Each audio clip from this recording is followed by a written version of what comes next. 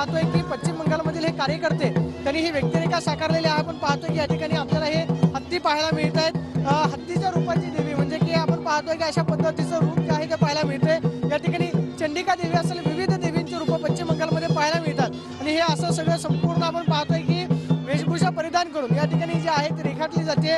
सिंह या ठिकाणी आणण्यात आलेला आहे आणि अशा पद्धतीनं हे पाहतोय की देवी आपल्याला पाहायला मिळते आणि वधाचं दृश्य जे आहे ते या ठिकाणी दाखवलं जातंय। हे पाहतोय की देवीनं या ठिकाणी सिंहाच्या तोंडामध्ये हात दिलेला आहे आणि हे पारंपरिक आपण पाहतोय की तिथलं जे वाद्य आहे त्याचबरोबर देवीच्या हातामध्ये आपण पाहतो की त्रिशूळ आपल्याला पाहायला मिळतंय।